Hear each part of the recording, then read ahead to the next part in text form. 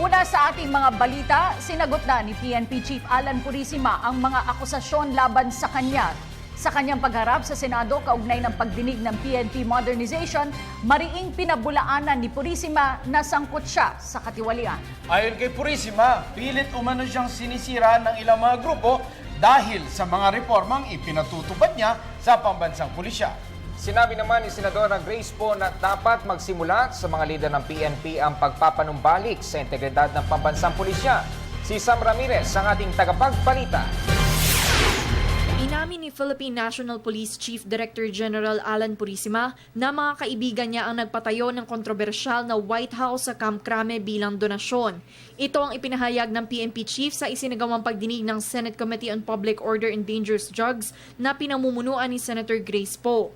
Nilinaw naman ni Purisima na walang dumaang pera sa kanya dahil build and design concept ang pagpapagawa ng official residence ng PNP Chief.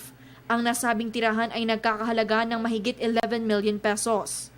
Nilinaw din niya na walang proyekto o kontrata sa PNP ang mga nag-donate nito. Personally po, kakilala ko po sila, pero ayaw po nilang lumabas sana in public na sila po ay dumagdodonor. Kaya lang po, nung lumabas po itong isyong ito, kinausap po sila na it is now mandatory on their part na kailangan lumutang na kayo para ma-legalize yung donation. Tatanungin kita, yung bang mga nagbigay sa inyo, wala naman pong kontrata sa PNPD po ba? Wala po. Ngunit po na ni Senator Poe, bakit kung kailan lang napag-iinitan na siya ng media, doon lang nakagawa ng deed of donation.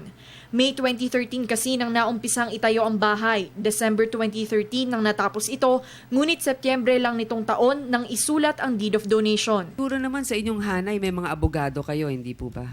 Yes, Your Honor. Wala bang nagpapayo sa inyo na ang mga bagay na ganito ay inaayos sa umpisa pa lamang at hindi pwedeng, kasi na medyo napapag-usapan na, so gawin natin.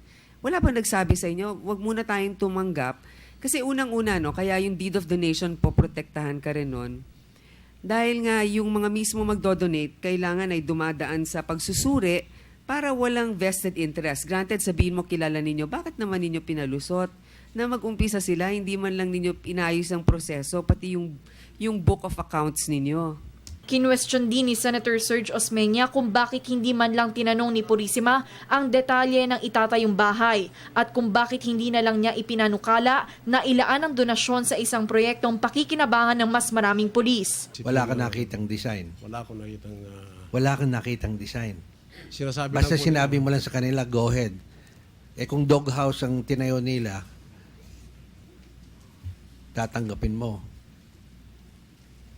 Hindi ba normal lang ito, magpapakita sila ng design, di ba? Yes, Your Honor. Okay. You never saw a design. Siguro yung rough sketch lang. I don't believe you. Did you not say, thank you for your kindness, would you like to spend the money first in improving the hospital? Hindi ho pumasok sa isip niyo yun. Ang kanilang concentration, Your Honor, is para po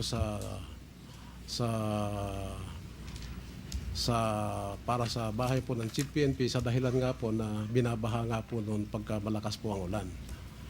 Napakabait talaga. Napakabait nila.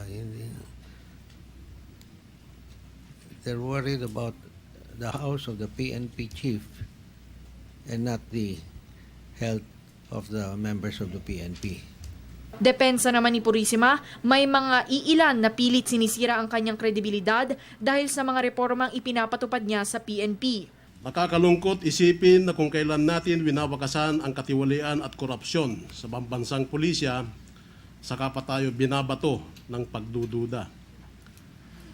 Sa ating pagpapatupad ng mga reformang madalas nating nakakabangga ang mga puspusang humahadlang sa pagbabago, ang nais nila magpatuloy ang tiwaling sistema. Hindi naman nakumbinsi si Senadora Poe sa mga naging sagot ni Purisima.